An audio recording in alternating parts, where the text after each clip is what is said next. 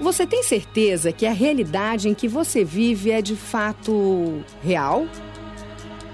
O que sentimos e percebemos por nossos sentidos correspondem mesmo à realidade? E a realidade corresponde ao mundo particular de cada um ou ao mundo comum em que vivemos? Muito provavelmente você já deve ter ouvido falar disso no cinema, por exemplo. Mas saiba que esse questionamento foi feito há muito tempo por um filósofo grego chamado Platão. Platão viveu na Grécia Antiga, aproximadamente no século V a.C. Em Atenas, fundou uma escola chamada Academia, que incentivava os estudantes a pensar por conta própria, por meio de investigação científica e filosófica. Entre muitas obras de grande importância para a filosofia, Platão escreveu A República, um argumento a respeito da cidade ideal, onde a divisão do trabalho seria feita de acordo com as aptidões de cada um. É neste livro que se encontra a passagem mais famosa de toda a obra de Platão, o mito da caverna.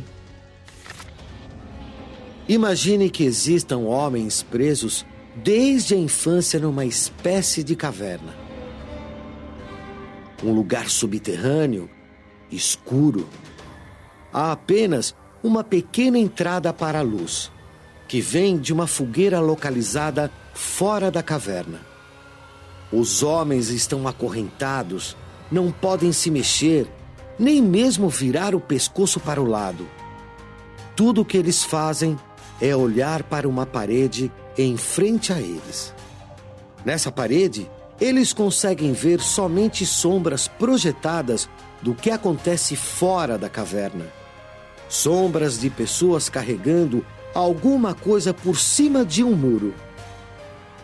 Temos então duas realidades, dois mundos diferentes, um dentro da caverna e outro fora dela. Como é isso? É fácil de entender se a gente pensa que tem esse dualismo, que um está conectado com o outro, mas ao mesmo tempo é separado. O mundo sensível é o mundo do corpo, é o mundo da matéria, é o mundo das nossas percepções concretas, físicas, é o mundo que eu posso perceber com os meus sentidos físicos, com a audição, com a visão, com o tato, com a gustação, com esses sentidos que são do meu corpo. Por oposição a um mundo inteligível, que é esse mundo que só pode ser acessado por meio da contemplação. Nós podemos traduzir essa contemplação por teorização e podemos também chamar a teorização de reflexão. Voltamos para a caverna. Vamos imaginar que um dos prisioneiros quebra a corrente e sai para o exterior de onde sempre viveu. De que maneira ele reconhecerá o mundo? Ele tem dificuldade em distinguir as imagens. Seus olhos, acostumados com a escuridão, se ofuscam com a luz. Ele tenta achar a fonte da luz. Descobre, então, que existe um sol. Quando se depara com a nova realidade, ele percebe que passou a vida analisando e julgando apenas imagens projetadas. Fora da caverna, o mundo é outro. Ele se encanta com a natureza, com os animais, com o sol. Todas as pessoas dentro da caverna estão acorrentadas. Todas elas são prisioneiras de um ponto de vista. Todas elas são condenadas a olhar a coisa, a vida, aquilo que se apresenta a elas como uma verdade absoluta e inquestionável. Então, elas são crentes. E aquele que se liberta, aquele que deixa, então, de ser prisioneiro, esse que rompe com as correntes, com as amarras, ele é um representante de uma tomada de consciência. O que representa essa saída da caverna? Representa, então, a tomada da consciência, mas um encontro com o conhecimento. O que é o conhecimento? Quando a gente fica estudando no colégio, na faculdade, a gente fica estudando num livro, a gente está procurando alguma coisa que a gente não tem. O conhecimento é aquilo que eu não tenho. E por isso que o personagem desse prisioneiro que se liberta, ele fica tão fascinado com aquilo que ele encontra. A luz do sol, a luminosidade, ela é uma metáfora desse conhecimento. O conhecimento que tem a ver, então, com a racionalidade, com a razão, com o pensamento, e que tem a ver com a contemplação daquilo que é maior do que a minha ignorância. A gente pode dizer que a luz do sol que aparece, então, nessa alegoria, ela é uma metáfora da própria filosofia. Por quê? Qual é a diferença que existe entre a filosofia e outras formas disciplinares de conhecimento? A filosofia é o pensamento do pensamento. Por isso que a gente diz que ela é reflexão. Eu começo a filosofar, nós podemos dizer assim, que eu começo a filosofar no momento em que eu me pergunto sobre o modo como eu penso, que pode ser diferente dos outros ou pode ser igual aos outros. Na nossa cultura, a publicidade, por exemplo, coordena o modo de pensar das pessoas. A gente compra todo dia um monte de pensamento pronto. Filosofia não é pensamento pronto. É sempre o meu pensamento, o pensamento que desmonta, que pergunta acerca do pensamento pronto e que começa a perceber que o pensamento pronto é a morte do pensamento. Isso é a filosofia. Vamos continuar com a argumentação de Platão. Fora da caverna, o ex-prisioneiro fica maravilhado com o mundo real. Sente compaixão pelos companheiros acorrentados na caverna. Quer que eles conheçam também o mundo exterior. Decidido, volta à caverna para falar sobre as novas descobertas e dividir o que aprendeu. Quando conta, ele é ridicularizado. Os companheiros acorrentados acreditam somente na realidade que conhecem, as sombras na parede da caverna. Declaram que o ex-prisioneiro está louco. Não! E não querem ouvir o que acreditam ser apenas absurdos.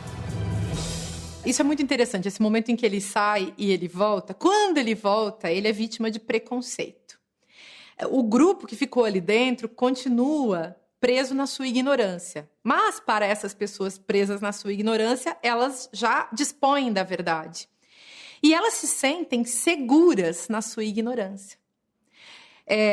Esse sujeito que vem e critica e coloca que existe outra perspectiva, que as coisas podem ser vistas de uma outra maneira, ele vem trazer insegurança. A dúvida é sinônimo de insegurança. Ele traz a dúvida, traz a insegurança. Logo, ele incomoda.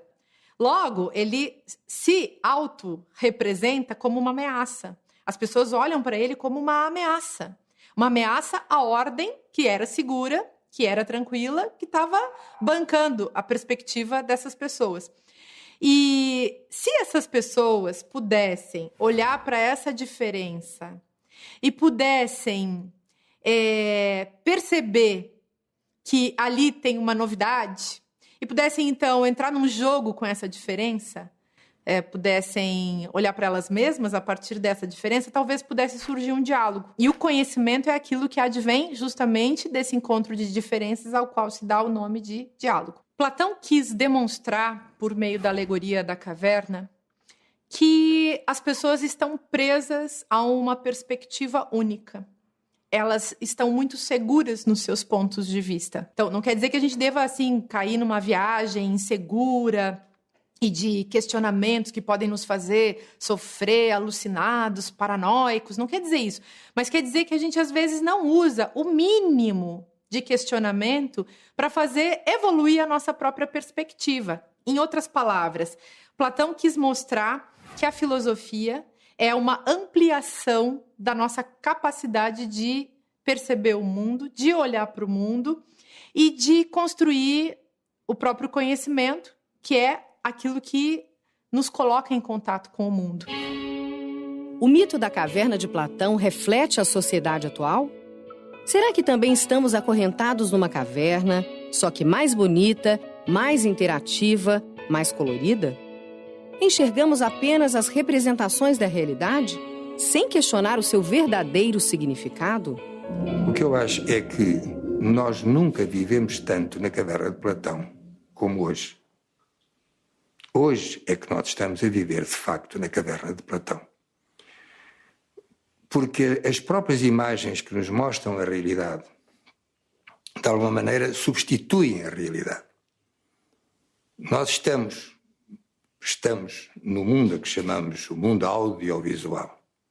Nós estamos, efetivamente, a repetir a situação das pessoas aprisionadas ou atadas na caverna do Platão, olhando em frente, vendo sombras e acreditando que essas sombras são uma realidade. Foi preciso passarem todos estes séculos para que a caverna do Platão aparecesse finalmente num momento da história da humanidade, que é hoje. E vai ser cada vez mais. E você? Está acorrentado vendo sombras na parede? Ou já saiu da caverna para explorar o mundo exterior? Filosofar é seguir além das aparências. Você aceita esse desafio?